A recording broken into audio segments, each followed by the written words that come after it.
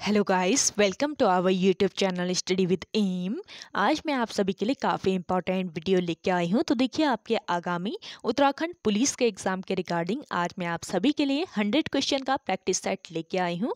देखिए, इस practice set में 20 क्वेश्चन हिंदी के, इसके अलावा जीके, जीएस एंड मैथ भी इसी प्रैक्टिस सेट में ही इंक्लूड की गई है।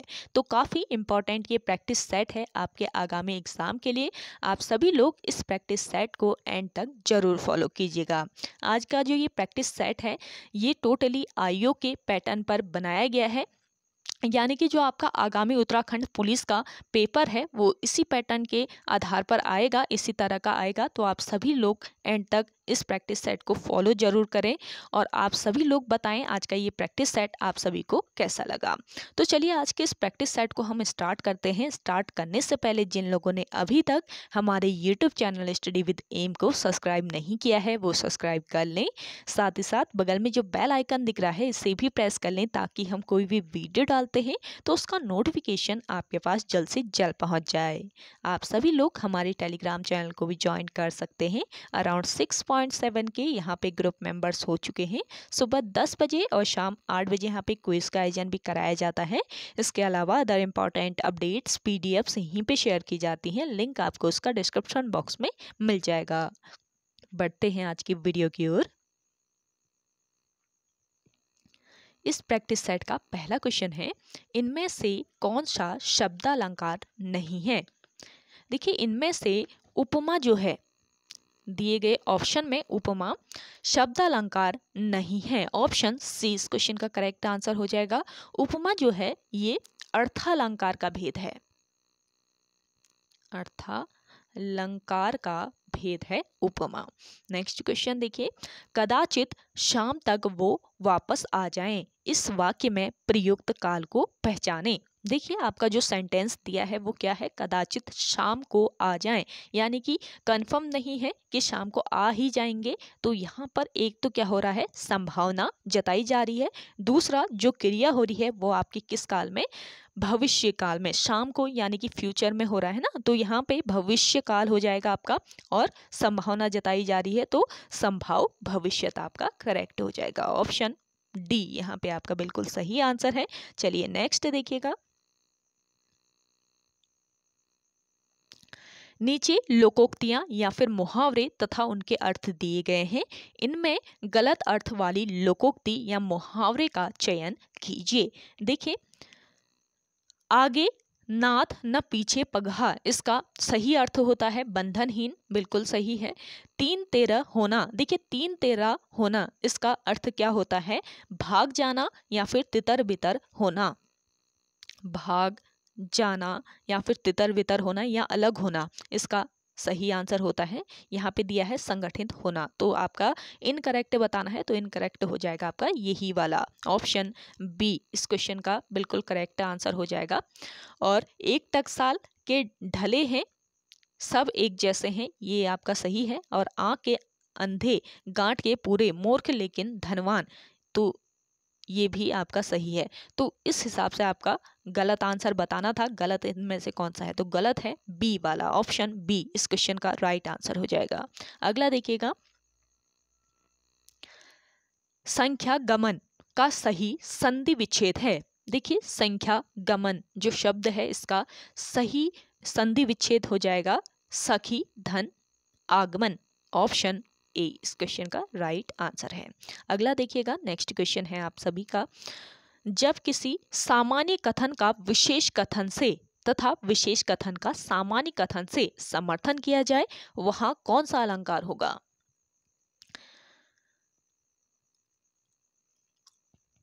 देखिए, जब किसी सामान्य कथन का विशेष कथन से तथा विशेष कथन का सामान्य कथन से समर्थन किया जाए तो वहां पर होगा आपका अर्थांतर न्यास अलंकार। ऑप्शन सी इस क्वेश्चन का करेक्ट आंसर है। नेक्स्ट क्वेश्चन देखिए, पसीने युक्त वाक्यांश के लिए एक शब्द है। देखिए, पसीने युक्त वाक्यांश के लिए एक शब्द हो जाएगा स्वेदित। ऑप्शन सी इस क्वेश्चन का करेक्ट आंसर है। अगला क्वेश्चन देखिएगा, मुझे बताओ कि तुम्हारा जन्म कब और कहाँ हुआ, वाक्य का भेद बताना है। तो देखिए जिस वाक्य में एक प्रधान उपवाक्य, जिस वाक्य में एक प्रधान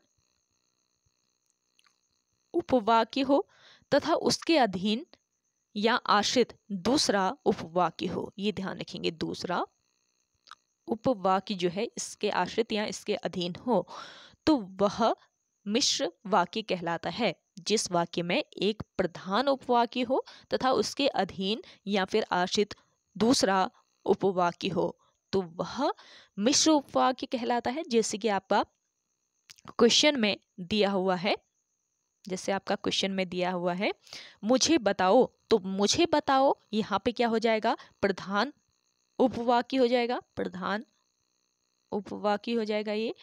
तथा तुम्हारा जन्म कब और कहाँ हुआ, ये हो जाएगा आपका आश्रित उपवाक्य, आश्रित उपवाक्य, ये हो गया आपका आश्रित उपवाक्य या फिर अधीन उपवाक्य। तो ये दोनों जो उपवाक्य अव्यय हैं ये किससे जुड़े हुए हैं, ये दोनों उपवाक्य अव्यय की से जुड़े हुए हैं। किस अव्यय से, की अव्यय से जुड़े, ये दोनों उपवाक्य की अव्यय से जुड़े हैं। अतः यहाँ पर कौन सा आपका वाक्य हो जाएगा, मिश्र वाक्य हो जाएगा। तो ये छोटी छोटी चीजें जो है ये समझना बहुत जरूरी है आप सभी लोगों के लिए, तो आप करेक्ट करके आ सकते हैं अपना क्वेश्चन। अगला देखिएगा, सर्प, मेढक, सिंह, घोड़ा, वानर, हाथी आदि को समझाने वाला शब्द है। देखिए सर्प, मेढक, सिंह, घोड़ा, वानर, हाथी आदि को समझाने वाला शब्द है हरि। ऑप्शन सी बिल्कुल सही आंसर है। अतः हरि, सभी हरि के समानार्थी है, सभी जो है ये हरि शब्द के समानार्थी हैं, ये ध्यान रखेंगे। तो आपका राइट आंसर हो जाएगा ऑप्शन सी। नेक्स्ट क्वेश्चन देखिएगा, दांत काटी रोटी का सही अर्थ क्या है। देखिए दांत काटी रोटी, इसका सही अर्थ होता है गहरी दोस्ती या फिर घनिष्ठ मित्रता। तो ऑप्शन ए यहाँ पे आपका करेक्ट आंसर है, ऑप्शन ए। नेक्स्ट क्वेश्चन देखिए, अर्चना अत्यंत सुंदर है, रेखांकित पद का भेद बताइए। आपका जो रेखांकित पद है इसमें कौन सा भेद है ये बताना है। तो इस क्वेश्चन का राइट आंसर है प्रविशेषण। रेखांकित पद का भेद है प्रविशेषण, ऑप्शन बी इस क्वेश्चन का करेक्ट आंसर है। देखिए प्रविशेषण क्या होते हैं, विशेषण शब्दों की विशेषता बताने वाले जो शब्द होते हैं उनको क्या कहा जाता है, उनको प्रविशेषण कहा जाता है। अब देखिए अर्चना अत्यंत सुंदर है, इस पद में सुंदर क्या हो जाएगा, विशेषण हो जाएगा, सुंदर जो है वो क्या हो जाएगा, विशेषण हो जाएगा, और अत्यंत जो है ये आपका प्रविशेषण है। यानी कि सुंदर की विशेषता कौन बता रहा है, अत्यंत बता रहा है। तो ये सुंदर हो गया आपका विशेषण और अत्यंत हो गया प्रविशेषण। यानी कि जो आपका विशेषण है, विशेषण शब्दों की विशेषता बताने वाले जो शब्द होते हैं वो ही प्रविशेषण होते हैं ना, तो अत्यंत यहाँ पे आपका प्रविशेषण हो जाएगा। चलिए अगला है आपका, निम्नलिखित में से तत्सम शब्द कौन सा है। देखिए इनमें से तत्सम शब्द है आपका शिखा, ऑप्शन ए बिल्कुल करेक्ट आंसर है। तत्सम शब्द क्या होते हैं, तत्सम शब्द जो हैं संस्कृत के समान, अर्थात संस्कृत के ऐसे शब्द जिनका प्रयोग हम आज भी ज्यों का त्यों अर्थात उसी रूप में करते हैं, तो ऐसे शब्द जो होते हैं वो तत्सम शब्द कहलाते हैं, ये ध्यान रखेंगे। तो शिखा आपका करेक्ट आंसर हो जाएगा। अगला देखिएगा, सोना का पर्यायवाची शब्द है। देखिए सोना का पर्यायवाची शब्द हो जाएगा इनमें से जात रूप, ऑप्शन डी इस क्वेश्चन का करेक्ट आंसर है। देखिए सोना जो है इसका पर्यायवाची शब्दों की अगर हम बात करें तो कौन कौन से, एक तो होता है जात रूप, दूसरा होता है स्वर्ण, तीसरा होता है कंचन, इसके अलावा हाटक, ताम्रस, अगला होता है हिरण्य, इसके अलावा सुवर्ण, हेन, कुंदन, कुंदन। तो ये सभी जो पर्यायवाची हैं वो किसके हैं, सोना के हैं, ये ध्यान रखेंगे। आप हो सके तो इन पॉइंट्स को नोट डाउन जरूर करते रहें जो आपको यहाँ पे इंपॉर्टेंट पॉइंट बताए जा रहे हैं, और आपको अल्टरनेट डेज पर ये जो प्रैक्टिस सेट है वो प्रोवाइड की जाएगी। तो आप सभी लोग स्टडी विद एम को ज़्यादा से ज़्यादा सपोर्ट कीजिएगा। अगर आप सभी लोग ज़्यादा से ज़्यादा इसको सपोर्ट करते हैं, इस प्रैक्टिस सेट को शेयर करते हैं, तभी हम इसको कंटिन्यू रखेंगे। ये आपका आज का मॉडल प्रैक्टिस सेट है, आपको कैसा लगा आप ज़रूर बताइएगा। डेली बेसिस पे आप सभी को ये प्रोवाइड करना है नहीं करना है वो आप ज़रूर बताइएगा। आप सभी लोगों का साथ ही हमारे लिए ज़रूरी है, आप सभी लोग साथ देते हैं तभी हम इसको कंटिन्यू करेंगे। तो चलिए नेक्स्ट है आपका, निम्न विकल्पों में से एक सही विकल्प छांटिए। देखिए आपके सामने 4 विकल्प दिए हुए हैं, आपको इनमें से करेक्ट जो विकल्प कौन सा होगा वो बताना है। तो करेक्ट विकल्प है इनमें से, जीवन क्षणभंगुर है, व्यर्थ नष्ट न करें। तो इसका राइट आंसर हो जाएगा ऑप्शन ए। नेक्स्ट क्वेश्चन देखिए, अनिश्चयवाचक सर्वनाम का अपदान कारक में बहुवचन रूप क्या होगा। देखिए अनिश्चयवाचक सर्वनाम का अपादान कारक में बहुवचन रूप क्या हो जाएगा, किन्हीं से। ऑप्शन सी यहाँ पे आपका राइट आंसर है। अगला देखिएगा, प्रत्याशा शब्द में उपसर्ग है। प्रत्याशा शब्द जो है, देखिए उपसर्ग क्या होते हैं, उपसर्ग वे शब्दांश होते हैं जो आरंभ में जोड़कर उनके अर्थ में विशेषता लाते हैं। किसी भी शब्द के आरंभ में जोड़ते हैं उपसर्ग, ये ध्यान रखेंगे। और प्रत्यय जो होते हैं वो एंड में जुड़ते हैं। तो दोनों चीजें ध्यान रखें कि प्रत्यय जो होंगे वो एंड में जुड़ेंगे और उपसर्ग जुड़ेंगे फ्रंट में, पहले उपसर्ग जुड़ते हैं। अब देखिए यहाँ पे प्रत्याशा शब्द का हम संधि विच्छेद करें तो क्या हो जाएगा, प्रति धन आशा, इसका संधि विच्छेद हो जाएगा। तो यहाँ पर शब्द जो है कौन सा है, आशा है, शब्द है आशा। आशा में आपका प्रति शब्द जुड़ा है तो प्रति जो है यहाँ पे आपका उपसर्ग हो जाएगा, इसमें है प्रति उपसर्ग। तो ऑप्शन सी जो है यहाँ पे आपका बिल्कुल करेक्ट आंसर है। अगला क्वेश्चन देखिएगा, यदि सभी राज्य सरकारों को कोई एक सरकारी पत्र भेजा गया हो तो उसे क्या कहते हैं, बताएं। जिन लोगों को आंसर आ रहा है इसका आंसर बताएं। यदि सभी राज्य सरकारों को कोई एक सरकारी पत्र भेजा गया हो तो उसे क्या कहते हैं। तो देखिए इस क्वेश्चन का राइट आंसर है, इसको कहा जाता है परिपत्र। ऑप्शन बी बिल्कुल राइट आंसर है। यदि सभी राज्य सरकारों को कोई एक सरकारी पत्र भेजा गया है तो उसे परिपत्र कहा जाता है। चलिए नेक्स्ट है आपका, धूसर का पर्यायवाची शब्द होगा। देखिए धूसर का पर्यायवाची शब्द क्या होता है, वेशर। धूसर का पर्यायवाची होता है वेशर। ऑप्शन सी बिल्कुल राइट आंसर है।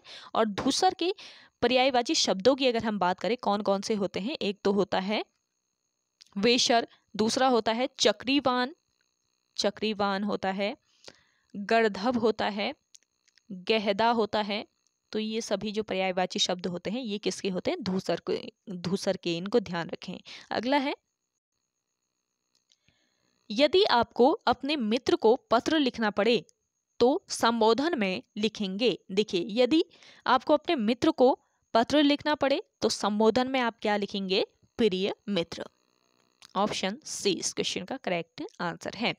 चलिए अगला है आपका, कौन सा अधिकरण तत्पुरुष समास नहीं है। कौन सा अधिकरण है जो कि तत्पुरुष समास नहीं है। तो इस क्वेश्चन का करेक्ट आंसर है धर्म भ्रष्ट। धर्म भ्रष्ट में अधिकरण समास नहीं है, इसमें अपादान तत्पुरुष समास है और इसका समास विग्रह क्या हो जाएगा, धर्म से भ्रष्ट। अगला क्वेश्चन देखिएगा, अत्युक्ति शब्द में संधि है। देखिए अत्युक्ति जो शब्द है इसमें कौन सी संधि है ये आपको बताना है। अत्युक्ति शब्द का संधि विच्छेद क्या हो जाएगा, अति धन उक्ति। अति धन उक्ति इसका संधि विच्छेद हो जाएगा और इसमें कौन सी संधि है, यण संधि है। ऑप्शन सी इस क्वेश्चन का करेक्ट आंसर है। ये रहे आपके हिंदी के क्वेश्चन। अब यहाँ से आपके जीके जीएस और इसके अलावा एंड में आपको मैथ के क्वेश्चन भी देखने को मिलेंगे। तो आप सभी लोग एंड तक इस प्रैक्टिस सेट को जरूर फॉलो कीजिएगा। ये टोटली आयोग के पैटर्न पर तैयार किया गया है ये प्रैक्टिस सेट, तो आप सभी लोग एंड तक फॉलो कीजिएगा। काफ़ी महत्वपूर्ण ये प्रैक्टिस सेट है आपके आगामी उत्तराखंड पुलिस के एग्जाम के लिए। चलिए अगला क्वेश्चन है आपका, इसको मैं थोड़ा सा आगे बढ़ाती हूँ। तो देखिए उत्तराखंड में नगर निगमों के मेयर का चुनाव कौन करता है। देखिए उत्तराखंड में नगर निगम जो होते हैं इनके मेयर का चुनाव कौन करता है, इसका राइट आंसर हो जाएगा जनता द्वारा प्रत्यक्ष चुनाव किया जाता है। उत्तराखंड के नगर निगमों के मेयरों का जो चुनाव होता है वो किसके द्वारा? जनता द्वारा इसमें प्रत्यक्ष चुनाव होता है, जनता स्वयं इनका चुनाव करती है। ऑप्शन सी इस क्वेश्चन का करेक्ट आंसर है।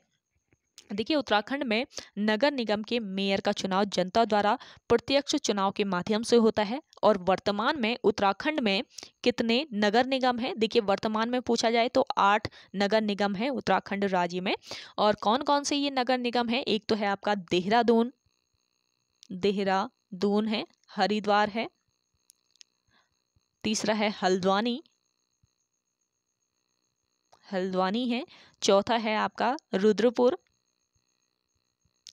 पांचवा है काशीपुर, छठा है रुड़की, सातवां है ऋषिकेश और आठवां कौन सा हो जाएगा? आठवां है कोटद्वार।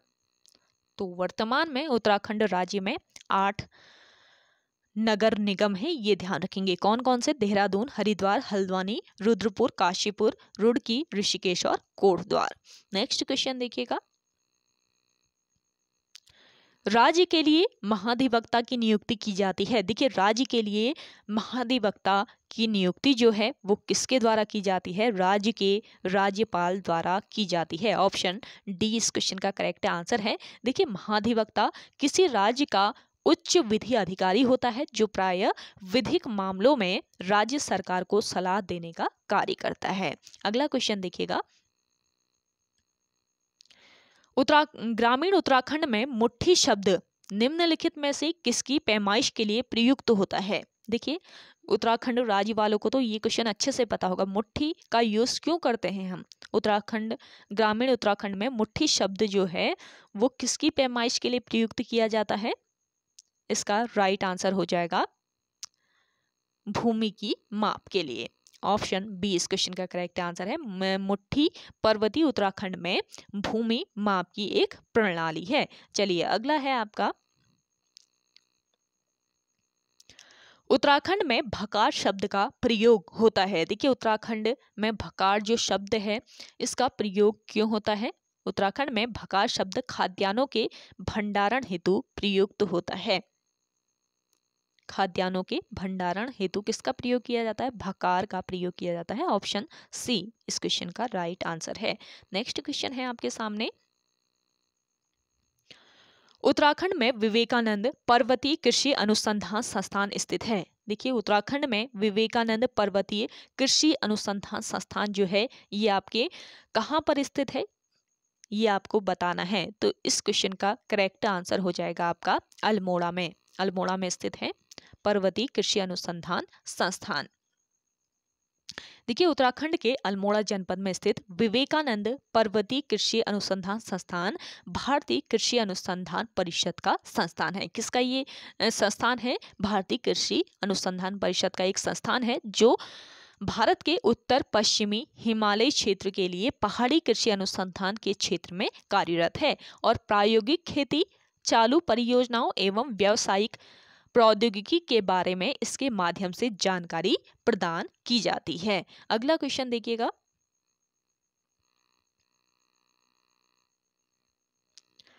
उत्तराखंड राज्य में कागज का सबसे बड़ा कारखाना स्थित है। देखिए उत्तराखंड राज्य की बात करें तो उत्तराखंड राज्य में सबसे बड़ा कागज का जो कारखाना है, उत्तराखंड राज्य में सबसे बड़ा कागज का कारखाना कहाँ पर स्थित है? इसका राइट आंसर है लाल कुआं में। ऑप्शन ए इस क्वेश्चन का बिल्कुल सही आंसर है। देखिए एशिया का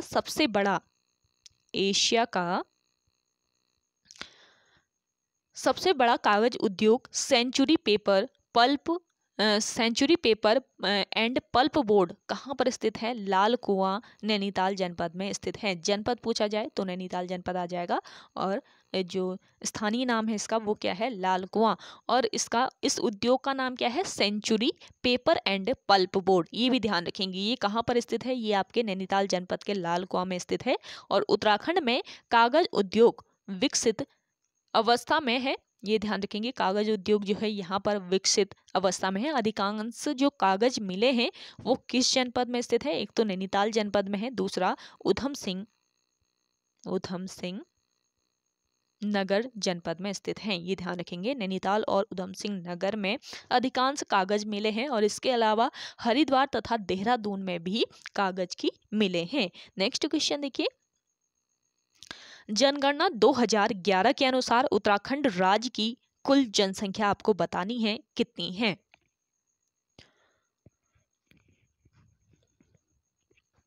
देखिए इस क्वेश्चन का करेक्ट आंसर है आपका 2011 की जनगणना के अनुसार उत्तराखंड राज्य की कुल जनसंख्या है, कितनी है? इसका राइट आंसर है ऑप्शन बी। ऑप्शन बी इस क्वेश्चन का बिल्कुल सही आंसर है। चलिए नेक्स्ट क्वेश्चन है, विश्व प्रसिद्ध Jim Corbett national park Uttarakhand के किस जनपद समूह में स्थित है? देखिए इस क्वेश्चन का राइट आंसर हो जाएगा आपका ऑप्शन सी, नैनीताल एवं पौड़ी गढ़वाल में स्थित है Jim Corbett national park. Jim Corbett राष्ट्रीय उद्यान भारत का ये सबसे पुराना राष्ट्रीय उद्यान है और वर्ष 1936 ईस्वी में हेली नेशनल पार्क के रूप में स्थापित इसको किया गया था। किस नाम से इसका जो प्रारंभ में नाम था वो क्या था? हेली नेशनल पार्क था और स्वतंत्रता के बाद इसका नाम रामगंगा नेशनल पार्क रखा गया और इसके बाद प्रकृति प्रेमी जिम कॉर्बेट के नाम पर इस उद्यान का नाम पड़ा और यह उत्तराखंड में नैनीताल और पौड़ी गढ़वाल में फैला है। इसका नाम जिम कॉर्बेट के नाम पर रखा गया था, जिन्होंने इसकी स्थापना में महत्वपूर्ण भूमिका निभाई थी। और देखिए बाघ परियोजना की पहल हेतु क्रियान्वित यह पहला पार्क है, यानी कि बाघ परियोजना के लिए जो यहाँ पर सबसे पहले इसी पार्क में इम्प्लीमेंट किया गया था, किस परियोजना को? बाघ परियोजना को। अगला देखिएगा, उत्तराखंड राज्य में जनगणना 2011 के अनुसार सर्वाधिक साक्षरता दर वाला जिला है। इंपॉर्टेंट क्वेश्चन है। देखिए 2011 की जनगणना के अनुसार बताना है कि सर्वाधिक जो साक्षरता दर है वो किस जिले में स्थित है। तो इस क्वेश्चन का राइट आंसर है आपका ऑप्शन बी, देहरादून की साक्षरता दर सबसे ज्यादा है। ऑप्शन बी इस क्वेश्चन का बिल्कुल राइट आंसर हो जाएगा। देखिए जनगणना 2011 के अनुसार उत्तराखंड राज्य में सर्वाधिक साक्षरता दर वाला जिला है देहरादून जिला, जिसकी कुल साक्षरता दर कितनी है? 84.25% है। और सबसे कम साक्षरता दर वाला जिला पूछा जाए तो कौन सा हो जाएगा? उधम सिंह नगर। ये ध्यान रखेंगे, उधम सिंह नगर जो है ये सबसे कम साक्षरता दर वाला जिला है और इसकी साक्षरता दर कितनी है? जिसकी साक्षरता दर है 73.10%। तो ये पॉइंट आप ध्यान रखें। अगला क्वेश्चन है आपका, वर्ष 2011 की जनगणना के अनुसार उत्तराखंड का सर्वाधिक जनसंख्या वाला जनपद है। आपको बताना है उत्तराखंड की सर्वाधिक जनसंख्या वाला जनपद कौन सा है 2011 की जनगणना के अनुसार। तो इस क्वेश्चन का राइट आंसर है आपका ऑप्शन सी। ऑप्शन सी बिल्कुल करेक्ट आंसर है। जनगणना 2011 के अनुसार उत्तराखंड राज्य का सर्वाधिक जनसंख्या वाला जनपद है हरिद्वार, जो एक मैदानी क्षेत्र है और सबसे कम आबादी वाला जनपद कौन सा है पूछा जाए? सबसे कम आबादी वाला जनपद है रुद्रप्रयाग। रुद्रप्रयाग सबसे कम आबादी वाला जनपद है। अगला क्वेश्चन देखिएगा, निम्नांकित में से कौन एक गिरिद्वार यानी कि दर्रा उत्तराखंड में स्थित नहीं है? आपको बताना है कौन सा दर्रा है जो कि उत्तराखंड राज्य में स्थित नहीं है। आपके सामने 4 ऑप्शन दिए हैं, तो इस क्वेश्चन का राइट आंसर है आपका देवसा दर्रा। ऑप्शन डी बिल्कुल करेक्ट आंसर है। देखिए देवसा जो दर्रा है वो कहाँ पर? हिमाचल प्रदेश के कुल्लू एवं स्पीति जिलों के मध्य स्थित है। कुल्लू एवं स्पीति जिलों के मध्य स्थित है हिमाचल प्रदेश के कौन सा दर्रा? देवसा दर्रा। माना दर्रा जो है, माना दर्रा, इसके अलावा लीपू लेक और आपका सिनला दर्रा, ये उत्तराखंड में स्थित प्रमुख दर्रे हैं।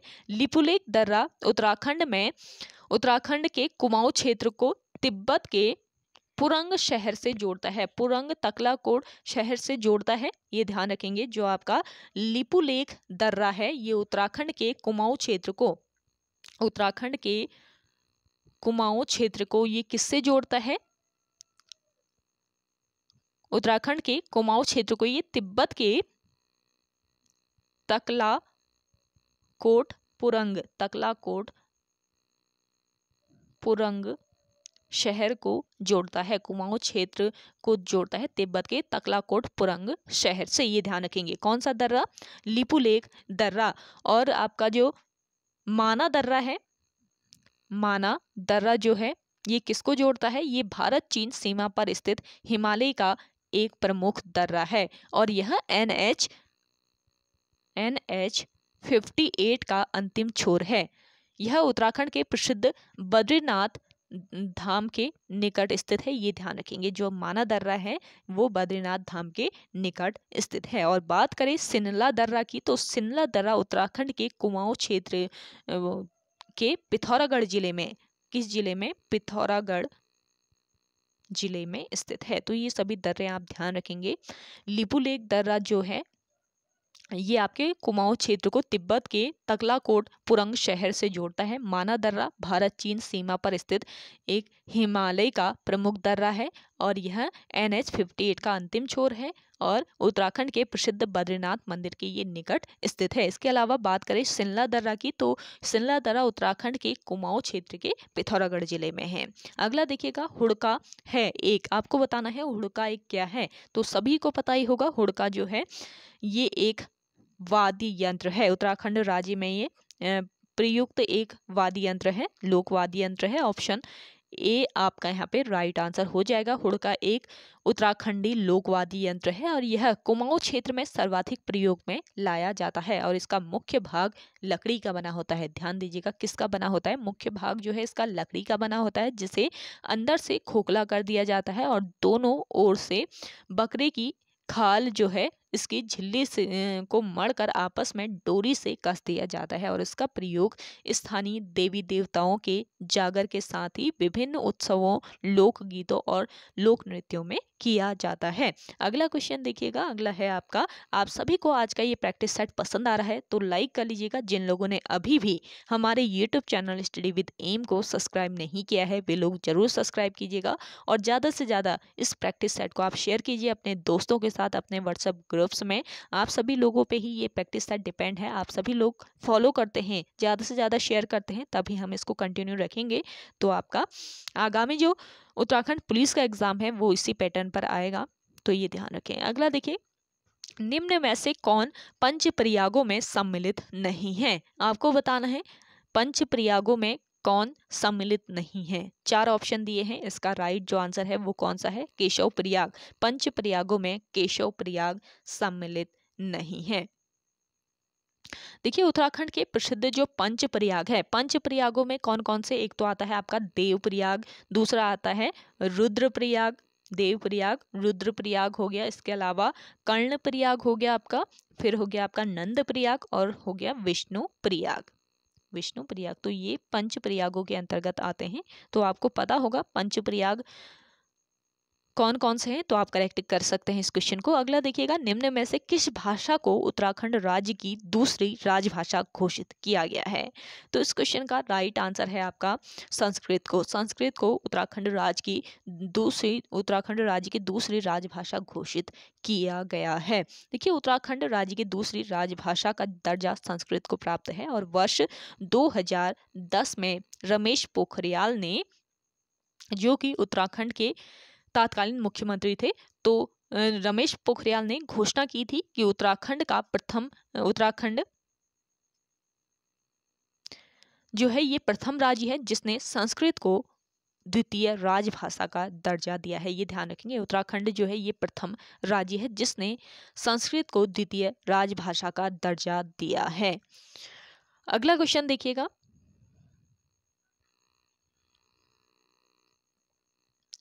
निम्नांकित में से किस एक पर्वतीय स्थान को महात्मा गांधी जी ने भारत का स्विट्जरलैंड कहा था? देखिए, आपको बताना है कौन सा ये पर्वतीय स्थान है जिसको महात्मा गांधी ने भारत का स्विट्जरलैंड कहा था।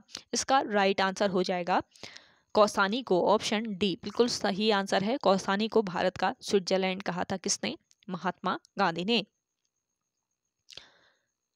देखिए जो आपका कौसानी है ये किस जनपद में स्थित है? बागेश्वर जनपद में स्थित है। बहुत लोग कंफ्यूज करते हैं अल्मोड़ा और बागेश्वर में, ये बागेश्वर जिले के अंतर्गत आता है, ये ध्यान रखेंगे। उत्तराखंड राज्य में बागेश्वर जनपद में स्थित पर्वतीय स्थान कौसानी को महात्मा गांधी ने भारत का स्विट्जरलैंड कहा था और यह स्थान गांधी जी की कर्मस्थली के रूप में प्रसिद्ध है और गांधी जी ने इसी स्थान पर अनासक्ति योग की रचना की थी। अनासक्ति योग टीका गांधी जी ने कहाँ पर लिखी? ये क्वेश्चन अक्सर पूछा जाता है, तो कहाँ पर लिखी? कौसानी में ही लिखी थी, इसको ध्यान रखें। अगला देखिएगा, इंपॉर्टेंट पॉइंट्स जो आप सभी को बताए जा रहे हैं ना, उनको नोट कर लीजिए हो सके तो। अगला देखिए, उत्तराखंड राज्य में वर्तमान विधानसभा क्षेत्रों की संख्या क्या है? वर्तमान में बताना है कि विधानसभा क्षेत्रों की संख्या उत्तराखंड राज्य में कितनी है। तो इसका राइट आंसर हो जाएगा ऑप्शन सी, 70 है। ऑप्शन सी बिल्कुल राइट आंसर हो जाएगा। उत्तराखंड विधानसभा एक विधायी है और इसमें कुल 70 विधानसभा क्षेत्र हैं। उत्तराखंड विधानसभा में 70 सदस्य होते हैं तथा एक सदस्य जो होता है 70+1 जो है ये सदस्य होते हैं विधानसभा में। तो एक जो सदस्य होता है ये सदस्य एंग्लो इंडियन समुदाय का होता है, यानी कि ये सदस्य जो होता है ये एंग्लो इंडियन होता है। और उत्तराखंड विधानसभा भवन राज्य की राजधानी देहरादून में स्थित है। कहाँ पर विधानसभा भवन है? देहरादून में स्थित है। ये पॉइंट पे आप ध्यान रखें। अगला देखिए, पद्मश्री बसंती बिष्ट क्यों प्रसिद्ध है? देखिए बसंती बिष्ट आपको बताना है किस लिए प्रसिद्ध है। इसका राइट आंसर हो जाएगा जागर गायकी के लिए। ऑप्शन ए बिल्कुल सही आंसर है। बसंती बिष्ट जो है ये एक जागर गायिका है। ऑप्शन ए बिल्कुल राइट आंसर है। बसंती बिष्ट उत्तराखंड की एक लोक गायिका है। ये जागर के गायन के लिए काफी प्रसिद्ध हैं। भारत सरकार ने इन्हें 26 जनवरी 2017 को पद्मश्री से विभूषित किया। इनको पद्मश्री अवार्ड कब मिला? वर्ष 2017 में। अगला क्वेश्चन देखिएगा, विश्व प्रसिद्ध फूलों की घाटी निम्नलिखित में से किस जनपद में स्थित है? देखिए विश्व प्रसिद्ध है फूलों की घाटी, ये किस जनपद में स्थित है?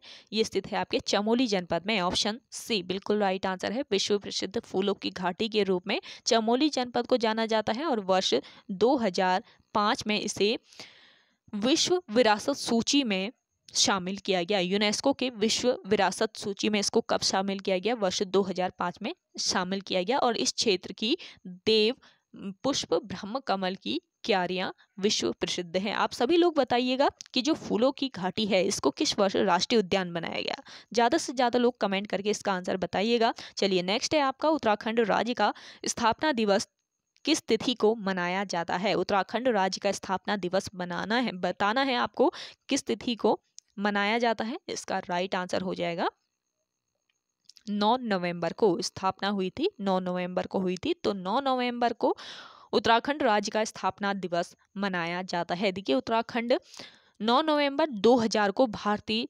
गणराज्य के 27वें राज्य के रूप में अस्तित्व में आया था और वर्ष 2000 से 2006 तक, वर्ष 2000 से 2006 तक इसे उत्तरांचल के नाम से जाना जाता था और जनवरी 2007 में स्थानीय लोगों की भावनाओं को ध्यान में रखते हुए राज्य का आधिकारिक नाम बदलकर क्या कर दिया गया? उत्तराखंड कर दिया गया। तो अक्सर पूछा जाता है ये क्वेश्चन आयोग के द्वारा कि उत्तरांचल जो नाम है इसको बदलकर उत्तराखंड कब किया गया? तो 2007 में किया गया है, जनवरी 2007 में। ये ध्यान रखेंगे, काफी महत्वपूर्ण ये पॉइंट रहते हैं आपके इस सेशन में जो भी आपको पढ़ाया जाता है यहाँ पे। तो स्टडी विद एम के द्वारा काफी पहल की जा रही है आप सभी लोगों के लिए, तो आप सभी लोगों की भी जिम्मेदारी बनती है ना थोड़ी सी कि आप सभी लोग भी सपोर्ट करें, शेयर करें और लाइक कीजिए।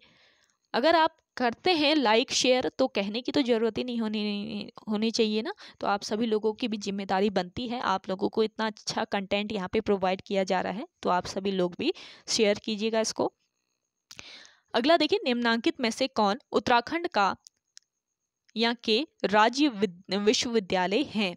आपको बताना है उत्तराखंड के इन राज्य के कौन कौन से विश्वविद्यालय हैं इसमें से। तो इस क्वेश्चन का राइट आंसर कौन सा हो जाएगा? कुमाऊं विश्वविद्यालय भी है, श्रीदेव सुमन विश्वविद्यालय भी है, HNB मेडिकल विश्वविद्यालय भी उत्तराखंड राज्य का विश्वविद्यालय है। तो उपयुक्त तो सभी ऑप्शन डी इस क्वेश्चन का बिल्कुल करेक्ट आंसर है।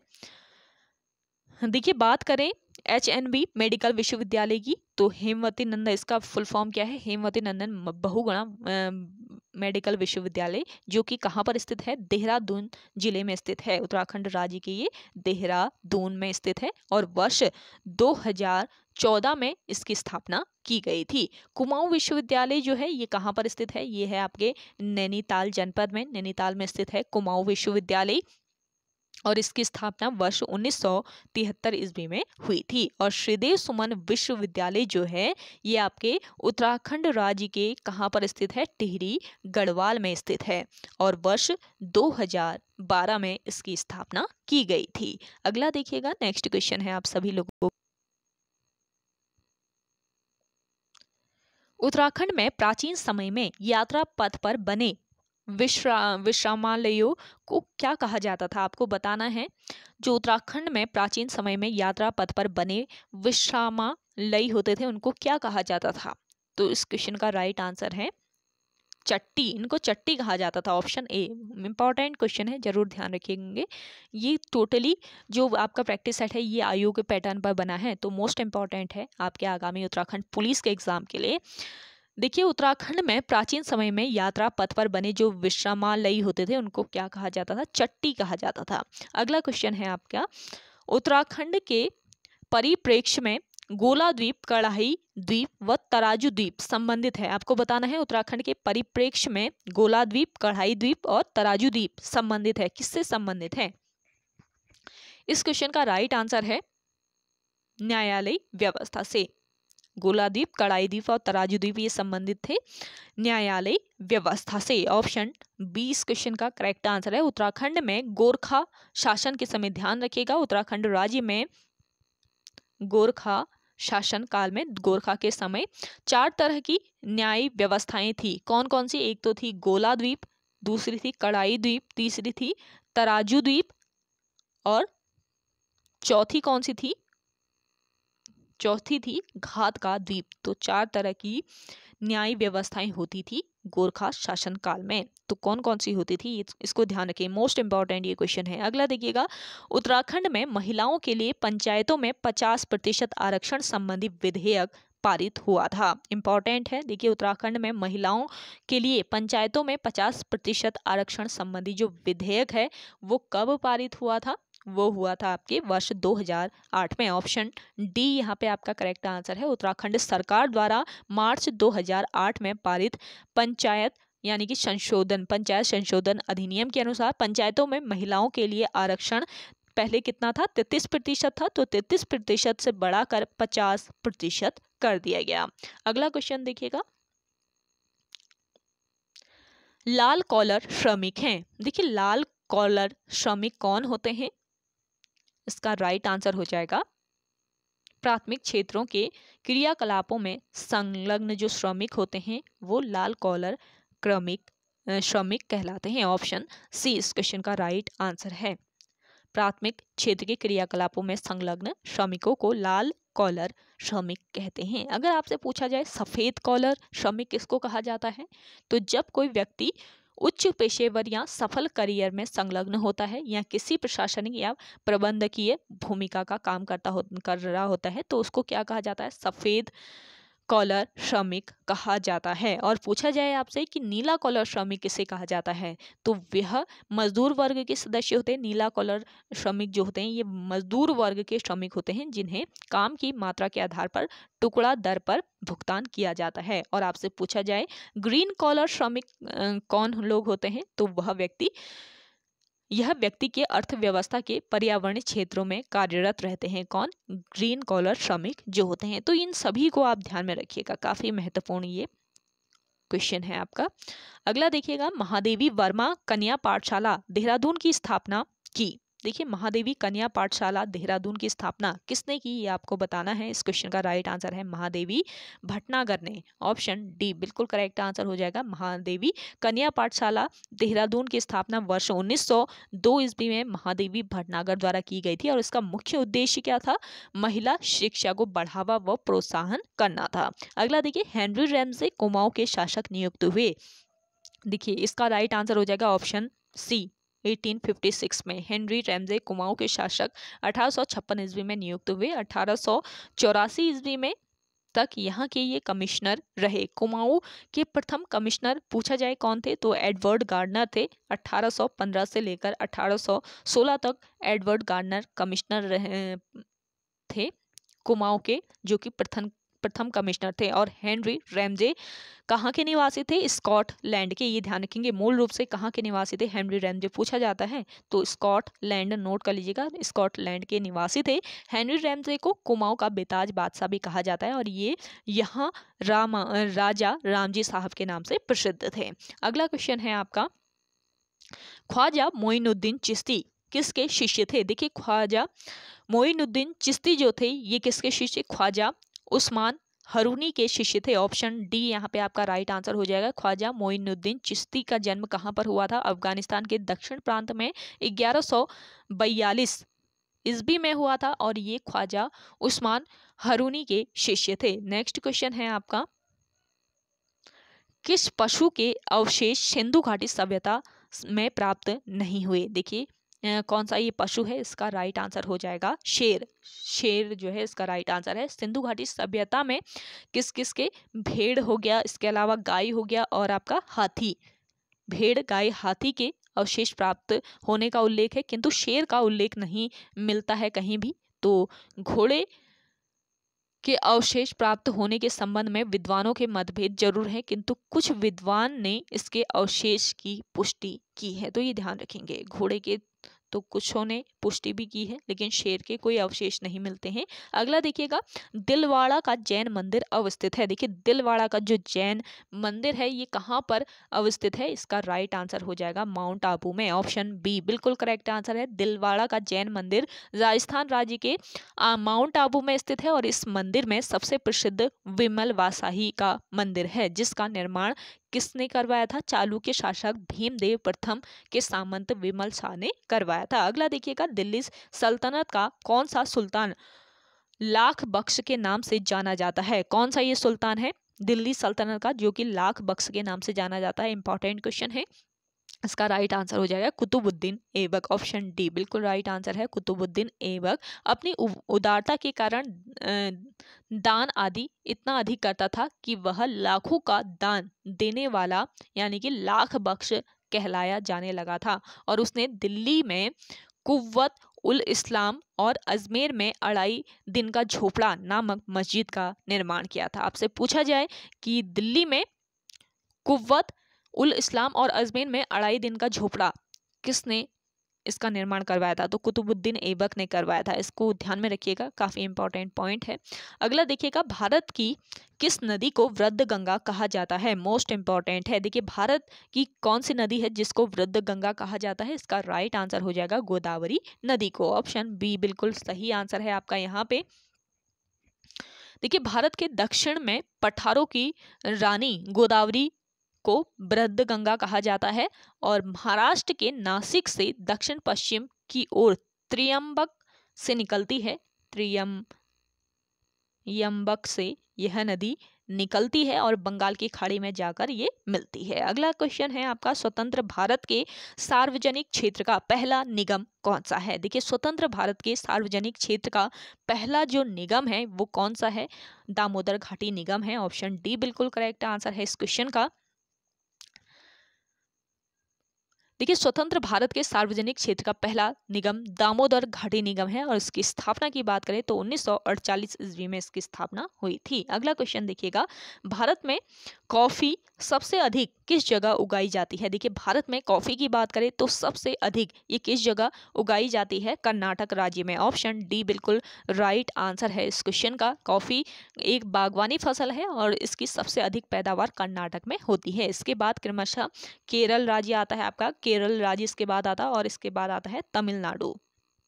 इसके बाद कर्नाटक के बाद केरल और तमिलनाडु का स्थान आता है जहां पर इसकी पैदावार होती है। चलिए नेक्स्ट है आपका,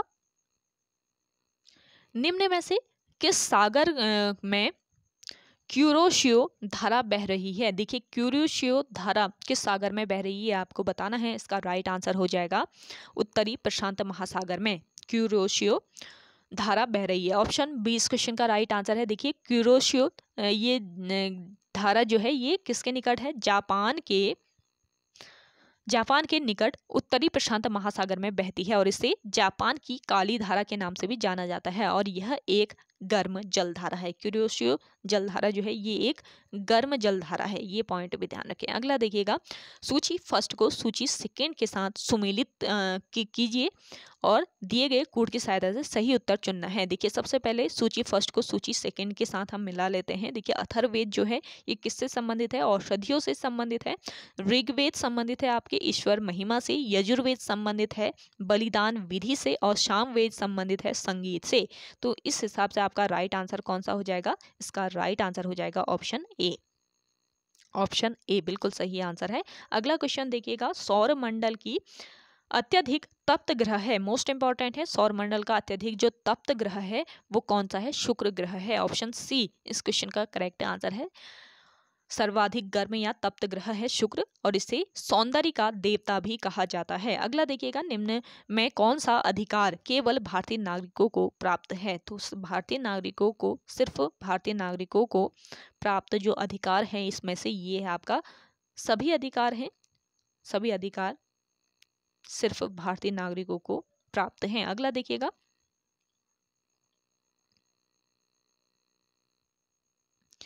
भारत में निम्न में से किस प्रकार की बिजली उत्पादन सर्वाधिक होता है? देखिए भारत में बिजली उत्पादन की बात करें तो सर्वाधिक जो बिजली उत्पादन होता है वो किस तरह का होता है? इसका राइट आंसर हो जाएगा तापीय बिजली। ऑप्शन बी बिल्कुल सही आंसर है। भारत में तापीय बिजली का उत्पादन सर्वाधिक होता है और यह भारत के कुल विद्युत उत्पादन के लगभग 60% भाग की पूर्ति करता है। अगला क्वेश्चन है आपका, जब समस्त मांग की अपेक्षा समस्त पूर्ति अधिक हो तब क्या होता है? तब इसका राइट आंसर हो जाएगा बेरोजगारी पैदा होती है। तब क्या होती है? बेरोजगारी पैदा होती है। समस्त मांग की अपेक्षा समस्त पूर्ति का अधिक होना मुद्रा संकुचन कहलाता है और इस दशा में अर्थव्यवस्था में वस्तु पर्याप्त मात्रा में होती है लेकिन मुद्रा का इसमें अभाव हो जाता है। इसलिए कीमत कम होने के बावजूद मांग नहीं बढ़ती है। बाजार में वस्तु के स्टॉक होने एवं तरल पूंजी के अभाव में उत्पादन इकाई अपने उत्पादन लक्ष्य को छोटा कर लेती है। अगला क्वेश्चन है आपका, किस राजनीतिक दल की स्थापना स्वतंत्रता से पूर्व हुई थी? कौन सा ये राजनीतिक दल था? इसका राइट आंसर हो जाएगा भारत का साम्यवादी दल। इसकी स्थापना स्वतंत्रता से पूर्व ही हो चुकी थी। ऑप्शन सी यहाँ पे आपका बिल्कुल करेक्ट आंसर हो जाएगा। भारत में साम्यवादी दल की जो स्थापना है ये स्वतंत्रता से पूर्व वर्ष 1925 ईस्वी में हुई थी और जबकि संघ की स्थापना, संघ की जनसंघ की स्थापना की बात करें तो इसकी स्थापना कब हुई थी? वर्ष 1951 में हुई थी जनसंघ की स्थापना। और स्वतंत्रता पार्टी की जो स्थापना है वो कब हुई थी? इसका राइट आंसर हो जाएगा 1959 में, वर्ष 1959 में हुई थी किसकी? स्वतंत्रता पार्टी की स्थापना। अगला क्वेश्चन देखिएगा, ऊर्जा संकट किसका परिणाम है? देखिए ऊर्जा जो संकट है वो किसका परिणाम है? इसका राइट आंसर हो जाएगा ऊर्जा के अनवीकरण स्रोतों के अधिक प्रयोग का। ऊर्जा के अनवीकरण स्रोतों का अधिक प्रयोग का ऊर्जा संकट परिणाम है, ये ध्यान रखेंगे। ऑप्शन सी यहाँ पे आपका बिल्कुल राइट आंसर है। देखिए कोयला, इसके अलावा पेट्रोल, कोयला, पेट्रोल आदि ईंधन ऊर्जा के परंपरागत स्रोत होते हैं जो कि अनवीकरणीय स्रोत होते हैं और इनका भंडारण जो है वो क्या रहता है? सीमित रहता है। इसी कारण इनके सदुपयोग की आवश्यकता होती है ताकि भविष्य में भावी पीढ़ी के लिए भी जरूरतों को ये पूरा कर सके। यदि ये अनुपलब्ध हो जाए, यानी कि ये उपलब्ध ना हो तो ऊर्जा संकट पैदा हो जाती है, ये ध्यान रखेंगे। अनुपलब्ध हो तो ये क्या संकट पैदा करते हैं? ऊर्जा का संकट पैदा करते हैं। अगला देखिएगा, त्रयी नाम है, आपको बताना है त्रयी नाम है किसका? त्रयी नाम किसका है? इसका राइट आंसर हो जाएगा 3 वेदों का। त्रयी नाम जो है ये 3 वेदों का नाम है। त्रयी वेदी जो है त्रयी 3 वेदों से संबंधित है और इसको वेद त्रयी भी कहा जाता है। और ये कौन कौन से वेद है? ऋग्वेद है, यजुर्वेद और सामवेद, ये 3 वेद है जिसका नाम है त्रयी। अगला देखिएगा, सूर्य के परिप्रेक्ष्य में चंद्रमा का परिक्रमण काल है? देखिए इसका राइट आंसर हो जाएगा आपका ऑप्शन ए, एक सौर माह के बराबर। सूर्य के परिप्रेक्ष्य में चंद्रमा का जो परिक्रमण काल है वो एक सौर माह के बराबर है। अगला क्वेश्चन देखिएगा,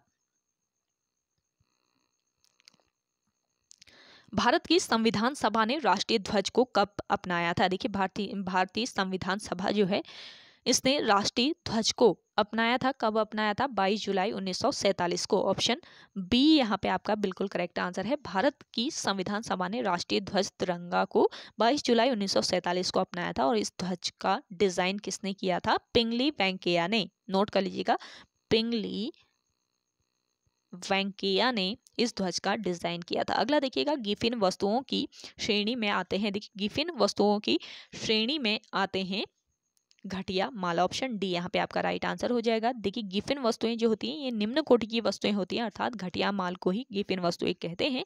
अर्थव्यवस्था के अंतर्गत जब मूल्य में वृद्धि होती है तो घटिया वस्तुओं की मांग क्या हो जाती है? बढ़ जाती है। और जब वस्तुओं की मूल्य में कमी आ जाती है तो गिफिन वस्तुओं की मांग घट जाती है। अगला क्वेश्चन देखिएगा, नेक्स्ट क्वेश्चन है आपका, वर्ष 1939 ईस्वी में कांग्रेस को छोड़ने के बाद सुभाष चंद्र बोस ने किस दल की स्थापना की थी? तो ये दल कौन सा था? ये था आपका फॉरवर्ड ब्लॉक। ऑप्शन डी यहाँ पे आपका बिल्कुल करेक्ट आंसर है। वर्ष 1939 में सुभाष चंद्र बोस ने कांग्रेस छोड़ने के बाद फॉरवर्ड ब्लॉक की स्थापना की थी। अगला देखिए, हिंद स्वराज महात्मा गांधी द्वारा लिखी गई थी। किस भाषा में इसको लिखा गया था ये बताना है। इसका राइट आंसर हो जाएगा गुजराती भाषा में। हिंद स्वराज गुजराती भाषा में लिखी गई थी। अगला क्वेश्चन देखिएगा, नेक्स्ट है आपका, गणतंत्र होता है, गणतंत्र होता है। देखिए इसका राइट आंसर है राज्य जहां पर अध्यक्ष वंशानुगत रूप से न हो वहां पे गणतंत्र होता है। ऑप्शन डी यहाँ पे आपका बिल्कुल राइट आंसर है। गणतंत्र से तात्पर्य क्या होता है? गणतंत्र से तात्पर्य एक ऐसे राष्ट्र से है जिसके प्रमुख का पद वंशानुगत न होकर निर्वाचन पर आधारित होता है। यहाँ पर क्या होता है? निर्वाचन की व्यवस्था के द्वारा वहां पर पद निर्धारित होता है, ये ध्यान रखेंगे, वंशानुगत नहीं होता है। अगला देखिएगा, वाणिज्य के किस पहलू में बुल और बियर संबंधित है? तो इसका राइट जो आंसर हो जाएगा क्या हो जाएगा? इसका राइट आंसर है स्टॉक बाजार में। बुल और बियर संबंधित है स्टॉक बाजार से। स्टॉक एक्सचेंज में शब्द तेजड़िया का प्रयोग किया जाता है जो शेयरों की कीमत में तेजी से वृद्धि करने के लिए किया जाता है, जिसे क्या कहते हैं? बुल कहा जाता है। जबकि कीमतों में कमी को मंदड़िया या फिर बियर कहते हैं। तो इस प्रकार ये दोनों शब्द स्टॉक बाजार से संबंधित हैं। अगला क्वेश्चन है आपका, कैबिनेट मिशन प्लान के अंतर्गत किसके नेतृत्व में अंतरिम सरकार का गठन किया गया? देखिए कैबिनेट मिशन के प्लान के अंतर्गत किसके नेतृत्व में अंतरिम सरकार का गठन किया गया? इसका राइट आंसर हो जाएगा पंडित जवाहरलाल नेहरू। ऑप्शन बी इस क्वेश्चन का बिल्कुल राइट आंसर है। पंडित जवाहरलाल नेहरू के नेतृत्व में वर्ष 1946 ईस्वी में कैबिनेट मिशन की अनुशंसा से अंतरिम सरकार का गठन किया गया। अगला क्वेश्चन है आपका, गुप्त काल में चांदी के सिक्कों को कहते थे। देखिए गुप्त काल में चांदी के जो सिक्के होते थे उनको क्या कहा जाता था? उनको रूपक कहा जाता था। मोस्ट इंपॉर्टेंट है, इसको ध्यान रखिए। और गुप्त काल में प्रमुख 3 प्रकार के सिक्कों कौन कौन से? सोना, चांदी और तांबा का चलन था। और इनमें से इन्हें क्रमशः क्या कहा जाता था? दिनार कहा जाता था। दिनार, रूपक या फिर इसको कारशापण कहा जाता था, ये ध्यान रखेंगे। इनको क्या कहा जाता था? दिनार, रूपक और कारशापण कहा जाता था। तो चांदी के सिक्कों को क्या कहा जाता था? रूपक कहा जाता था। ऐसे ही आपके सोने के सिक्कों को कहा जाता था दिनार और तांबे के सिक्कों को कहा जाता था क्या? कारशापण। ये ध्यान रखेंगे। तो महत्वपूर्ण ये क्वेश्चन है। अगला देखिएगा, आईएमएफ की पूंजी किसके योगदान से बनती है? देखिए आईएमएफ की जो पूंजी होती है वो बनती है किसके? सदस्य राष्ट्र के योगदान से। ऑप्शन सी इस क्वेश्चन का करेक्ट आंसर है। देखिए आईएमएफ यानी कि इंटरनेशनल मॉनिटरी फंड अर्थात अंतर्राष्ट्रीय मुद्रा कोष एक अंतर्राष्ट्रीय मौद्रिक संगठन है और इसकी स्थापना कब की गई? वर्ष 1945 ईस्वी में वाशिंगटन डीसी में इसकी स्थापना हुई। किंतु वास्तविक रूप से इसने अपना कार्य जो है 1 मार्च 1947 से आरंभ किया। इसकी पूंजी सदस्य राष्ट्रों के योगदान से बनती है और मौद्रिक सहयोग को प्रोत्साहित करती है। अगला क्वेश्चन है आपका, पृथ्वी के वायुमंडल की कौन सी परत रेडियो तरंगों को आपस में पृथ्वी के पृष्ठ पर परावर्तित करती है। तो इस क्वेश्चन का राइट जो आंसर है वो आपका आयन मंडल हो जाएगा, ऑप्शन ए। देखिए, पृथ्वी के धरातल से 80 से लेकर 600 किलोमीटर ऊंचाई तक विस्तृत वायुमंडल के भाग को क्या कहा जाता है? आयन मंडल कहा जाता है। और इस भाग में स्वतंत्र आयन की मात्रा पाई जाती है और फलस्वरूप इस क्षेत्र में बड़ी विद्युतीय एवं चुंबकीय घटनाएं घटित होती हैं और ये परत या भाग रेडियो तरंगों को परावर्तित कर पृथ्वी पर लौटा देती हैं। यदि यह क्षेत्र ऐसा न होता तो रेडियो तरंगें धरातल पर न आकर आकाश की ओर चली जाती। अगला क्वेश्चन है आपका, निम्न का सही क्रम बनाइए। देखिए, सही क्रम यहाँ पे बनाना है।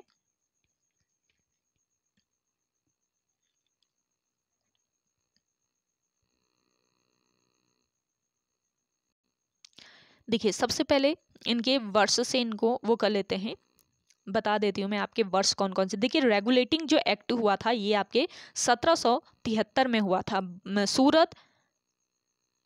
सूरत की जो फूट हुई थी, सूरत फूट हुई थी वर्ष 1907 ईस्वी में। बंगाल का जो विभाजन हुआ था आपका, बंगाल विभाजन कब हुआ था? वर्ष 1905 ईस्वी में हुआ था। और मुस्लिम लीग की जो स्थापना हुई थी वो कब हुई थी? वर्ष 1906 ईस्वी में हुई थी। तो आपको यहाँ पे करेक्ट आंसर रेगुलेटिंग एक्ट 1973, सूरत फूट हुआ था आपका 1907, बंगाल विभाजन 1905 में हुआ था और मुस्लिम लीग की जो स्थापना हुई थी वर्ष 1906 ईस्वी में हुई थी। तो सही क्रम कौन कौन सा हो जाएगा? सही क्रम लगाना है आपको। 2005, फिर 6, फिर 7। सबसे पहले ये आएगा 1973, फिर आएगा आपका 1773, फिर 1905, 1906 और 1907। तो इस हिसाब से आप अपना राइट आंसर लगा लीजिए। तो देखिए, राइट आंसर कौन सा है आपका? ACDB, ऑप्शन बी बिल्कुल सही आंसर है आपका यहाँ पे। अगला देखिएगा, नेक्स्ट क्वेश्चन की ओर बढ़ते हैं। क्षुद्र ग्रह किन ग्रहों के बीच मौजूद है? देखिए, क्षुद्र ग्रह जो है वो किन ग्रहों के बीच स्थित है? इसका राइट जो आंसर है ये है आपका मंगल बृहस्पति के बीच, ऑप्शन ए बिल्कुल सही आंसर है। अगला क्वेश्चन देखिएगा, निम्न में से उत्तराखंड में सबसे अधिक विधानसभा सीटों वाला जिला है? देखिए, सबसे अधिक विधानसभा सीटों वाला जो जिला है ये है आपका हरिद्वार जिला, ऑप्शन ए यहाँ पे आपका राइट आंसर है। अगला क्वेश्चन है, भारत ने अपना पहला उपग्रह आर्यभट्ट अंतरिक्ष में कब छोड़ा था? देखिए, आर्यभट्ट को अंतरिक्ष में कब छोड़ा गया था? इसका राइट आंसर हो जाएगा वर्ष 1975 ईस्वी में, ऑप्शन ए बिल्कुल राइट आंसर है। देखिए, आर्यभट्ट जो है ये भारत का पहला उपग्रह है और इसे वर्ष 1975 ईस्वी में अंतरिक्ष में छोड़ा गया था। अगला क्वेश्चन देखिएगा, आप सभी को ये सेशन पसंद आ रहा है तो लाइक कर लीजिएगा जरूर और कमेंट सेक्शन में कमेंट करके बताइएगा आज की ये क्लास आपको कैसी लगी और ज़्यादा से ज़्यादा शेयर कर दीजिए इस क्लास को। देखिए, सेबी से तात्पर्य क्या है ये बताना है। देखिए, सेबी का जो तात्पर्य है वो क्या है? ये है भारतीय प्रतिभूति और विनिमय बोर्ड से, ऑप्शन बी इस क्वेश्चन का राइट आंसर है। देखिए, सेबी जो है ये भारतीय प्रतिभूति और विनिमय बोर्ड का एक लघु रूप है और यह गैर संवैधानिक संस्था है जिसकी स्थापना भारतीय प्रतिभूति और विनिमय बोर्ड अधिनियम 1992 के प्रावधानों के अनुसार कब हुई? 12 अप्रैल 1992 को हुई थी और यह शेयर बाजार में होने वाले कारोबार को नियंत्रित एवं विनियमित करती है। अगला क्वेश्चन है आपका, टाइटन निम्नलिखित में से किस ग्रह का चंद्रमा है? बताना है टाइटन किस ग्रह का चंद्रमा है। इसका राइट आंसर हो जाएगा शनि ग्रह का, ऑप्शन ए इस क्वेश्चन का राइट आंसर है। टाइटन जो है ये शनि ग्रह का सबसे बड़ा चंद्रमा यानी उपग्रह है और चंद्रमा से क्या मतलब है? उपग्रह से है। तो टाइटन शनि ग्रह का सबसे बड़ा उपग्रह है और कैसिनी अंतरिक्ष अभियान यानी शनि ग्रह से संबंधित है, ये ध्यान रखेंगे। कैसिनी जो है ये अंतरिक्ष अभियान शनि ग्रह से संबंधित है और यह ठंडा उपग्रह है जो साइबेरिया से भी 3 गुना ठंडा है। अगला देखिए, उत्तरी ध्रुवीय ज्योति घटना किस व्रत के निकट देखी जाती है? उत्तर ध्रुवीय ज्योति घटना जो है ये किस व्रत के निकट देखी जाती है? इसका राइट आंसर हो जाएगा अंटार्कटिक व्रत, ऑप्शन बी इस क्वेश्चन का बिल्कुल करेक्ट आंसर है। देखिए, उत्तरी ध्रुवीय ज्योति एक प्राकृतिक प्रकाश प्रदर्शन है जो कि उच्च अक्षांश क्षेत्रों अर्थात आपके आर्कटिक में दिखाई देता है। टिक में ये दिखाई देता है। ऑप्शन बी बिल्कुल राइट आंसर है इस क्वेश्चन का। अगला क्वेश्चन है आपका, बंगाल का विभाजन किसके शासनकाल के दौरान हुआ था? बंगाल का विभाजन हुआ था लॉर्ड कर्जन के शासनकाल के दौरान। ऑप्शन डी बिल्कुल राइट आंसर है। देखिए, लॉर्ड कर्जन के शासनकाल में 20 जुलाई 1905 को बंगाल के विभाजन की घोषणा की गई थी और 16 अक्टूबर 1905 ईस्वी को बंगाल विभाजन प्रभावी हुआ था। अगला क्वेश्चन है, रेड क्लिफ रेखा भारत को विभाजित करती है। देखिए, रेड क्लिफ जो रेखा है तो ये भारत को पाकिस्तान से विभाजित करती है। ऑप्शन डी यहाँ पे आपका बिल्कुल राइट आंसर है। रेडक्लिफ रेखा भारत और पाकिस्तान को विभाजित करती है और सर सिरिल रेडक्लिफ की अध्यक्षता में सीमा आयोग द्वारा इस रेखा का निर्धारण वर्ष 1947 में किया गया था। अगला क्वेश्चन देखिएगा, उत्तराखंड में मुदेड़ या फिर मुनाड़ नामक जो आभूषण है वो कहाँ पर धारण किया जाता है? इसका राइट आंसर है कान में। ऑप्शन ए यहाँ पे आपका बिल्कुल राइट आंसर हो जाएगा, कान में इसको धारण किया जाता है। अगला देखिए, प्रसिद्ध पुस्तक राज तरंगनी के लेखक हैं। प्रसिद्ध पुस्तक है आपकी राज तरंगनी, जिसके लेखक कौन है? इसके लेखक हैं कल्हण। ऑप्शन बी यहाँ पे आपका राइट आंसर हो जाएगा। मोस्ट इंपॉर्टेंट है, अक्सर पूछा जाता है ये क्वेश्चन, ध्यान जरूर दीजिएगा। राज तरंगनी जो है ये कल्हण द्वारा रचित एक संस्कृत ग्रंथ है, यानी कि इसको संस्कृत भाषा में रचा गया है और इस पुस्तक में कश्मीर के राजाओं का इतिहास लिखा गया है। भारतीय इतिहास लेखन में यह भारत की पहली प्रामाणिक पुस्तक मानी जाती है और ऑरेल स्टाइन ने सर्वप्रथम राज तरंगिणी का अनुवाद अंग्रेजी में किया था। किसने किया था राज तरंगिणी का अंग्रेजी में अनुवाद? पूछा जा सकता है, तो नोट कर लीजिएगा, ये कौन थे? ऑरेल स्टाइन थे ये। अगला क्वेश्चन देखिएगा, चार मीनार कहाँ पर स्थित है? देखिए, चार मीनार जो है ये आपके कहाँ पर स्थित है? इसका राइट आंसर हो जाएगा हैदराबाद में। ऑप्शन डी यहाँ पे आपका करेक्ट आंसर है। इससे पहले आपका एक क्वेश्चन छूट गया है, नाथुला दर्रा किस राज्य में स्थित है? बता दूं, नाथुला जो दर्रा है ये आपके किस राज्य में स्थित है? इसका राइट हो जाएगा सिक्किम राज्य में। ऑप्शन सी बिल्कुल राइट आंसर है। नाथुला दर्रा सिक्किम राज्य में स्थित है और यह हिमालय में स्थित एक पहाड़ी दर्रा है और देखिए यह चीन के तिब्बत स्वायत्त क्षेत्र को भारत के सिक्किम राज्य से जोड़ता है। चार मीनार जो है ये आपके कहाँ पर?